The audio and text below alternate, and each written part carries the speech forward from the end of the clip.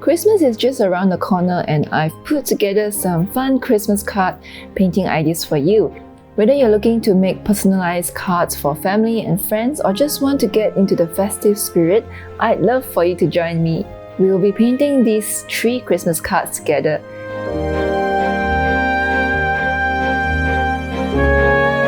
To start, we will need 3 A5 sized watercolor paper around 100 to 200 GSM.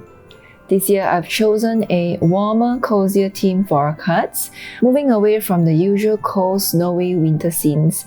I'm also going to be painting freestyle without any sketches beforehand, and I would like to challenge you to give it a try.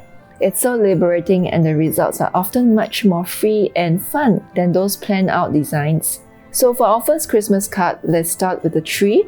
Grab some dark brown paints and create broken lines down the center of your paper for the tree trunk.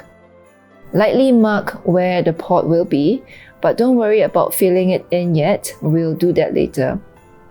For the tree leaves, I'm using 2 shades of green, sap green and darker green. Layer those colors throughout the tree, varying between them for depth. Use the darker green towards the trunk for shadowing. To create a natural look, alternate between the longer and shorter branches, making sure the leaves get smaller as they move outwards from the trunk.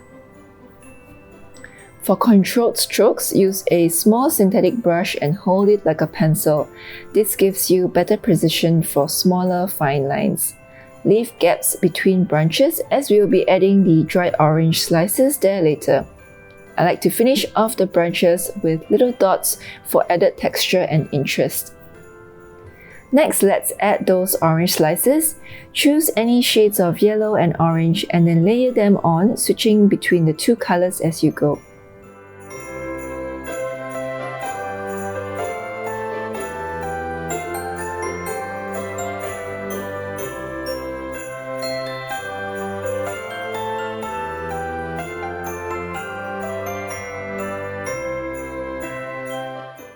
Now I feel like the bottom part of the tree looks a little empty, so let's fill it up with more leaves.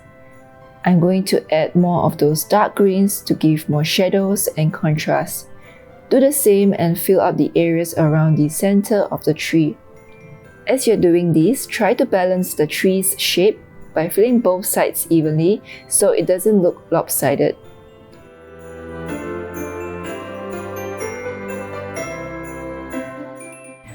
For the pot, I'm going to be a little playful with this to give some contrast to the neat looking tree above. Using the same brown, paint it around the top and right side of the pot with thicker paints, and then blend it out like so. Try mixing in a different brown hue and adding playful strokes that blend into the wet areas. For the ground, let's mix those 2 brown colors to create a new shade and darken it with neutral tint.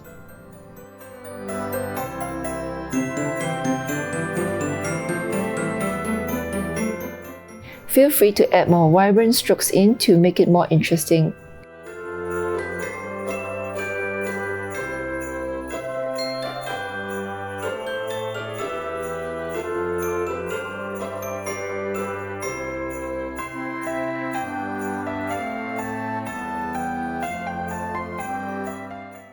Finally, let's add some bright splatters to finish off the look.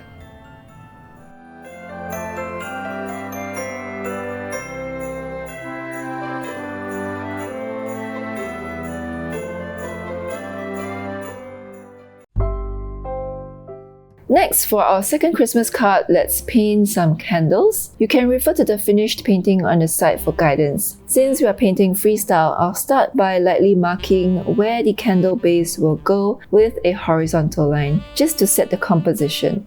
And then the 2 dots on top will represent where the candles will be placed. This gives us a clear idea of where everything will sit before we start painting. Start by painting simple, loose strokes to create pine cones and leaves. Feel free to pick any color of your choice for this painting.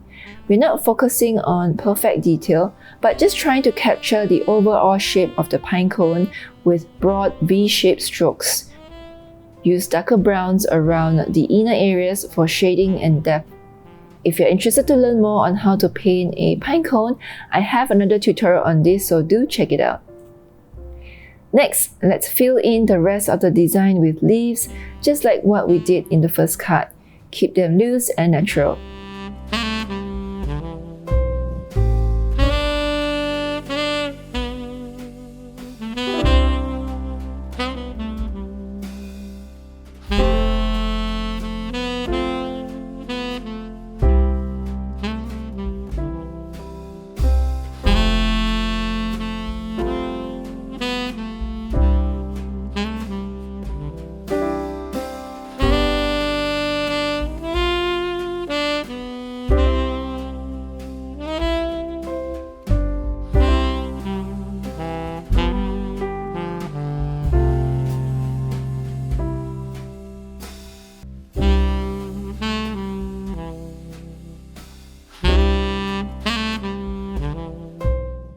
For the candle holder, I'm using 3 shades of brown, light, medium, and dark brown for this area.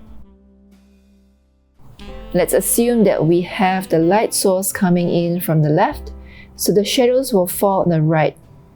I start with the lightest brown to pin out the rectangular shape of the holder, then use medium brown to fill in the rest. Finish with the darkest brown on the right for the shadows. Repeat the same with smaller rectangles of varying size below.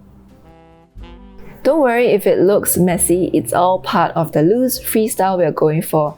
So do allow your colors to blend into one another and let the watercolor do its magic.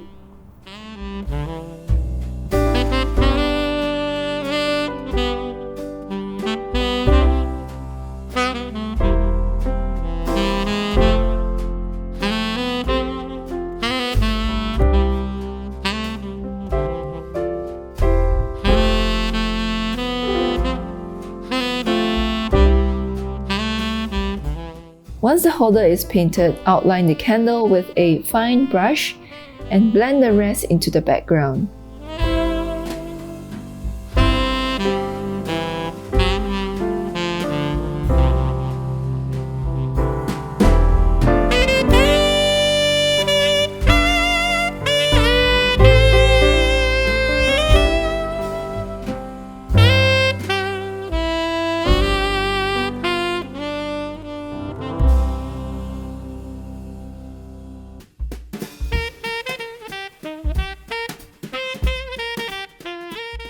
Alright, let's move on to our final Christmas card. We'll be painting a small Christmas wreath on a wooden wheel. So I'm going to start by drawing some simple shapes for a large folded ribbons on the top left of the paper. Keep it abstract and simple. Add a few designs of the ribbons and switching up some of the colors to match the warm theme of our cards. Next, I'm going to paint in the leaves around the ribbon, making them branch out naturally.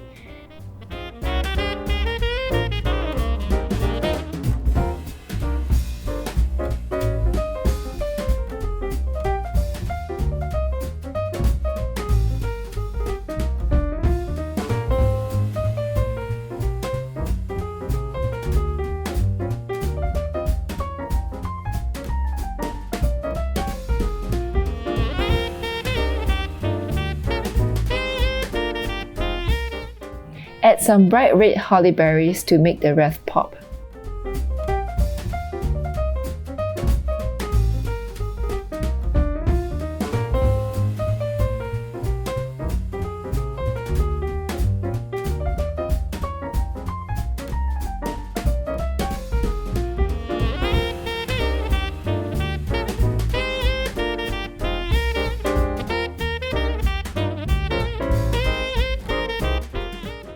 Once you're happy with the wreath, grab a cup or bowl or anything that is round and draw a circle in the center of the page, and that will become our wooden wheel.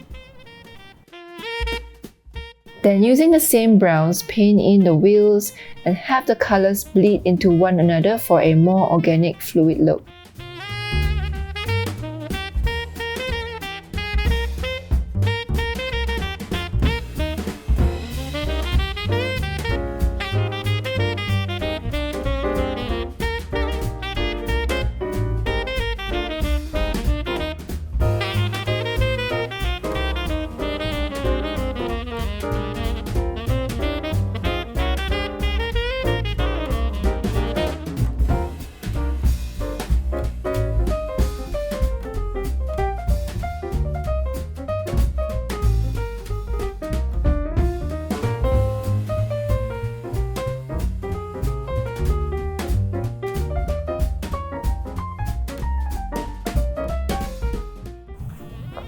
For the ground, I'm going to pull in some greens and reds from the wreath to create a balanced, harmonious composition.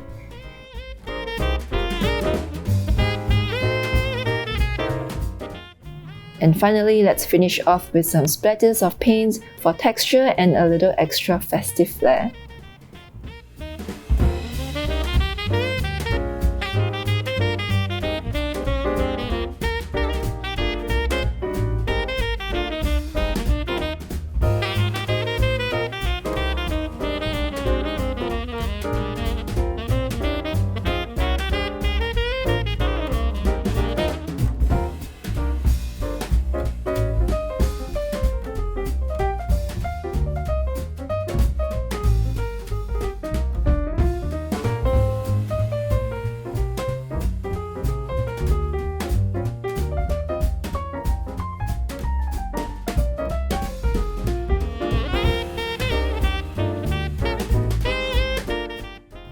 I hope you had fun painting these Christmas cards with me. Whether you're making them for loved ones or just enjoying the creative process, I'm sure they'll bring some extra holiday cheer. Wishing you all, my friends, happy painting and a very Merry Christmas.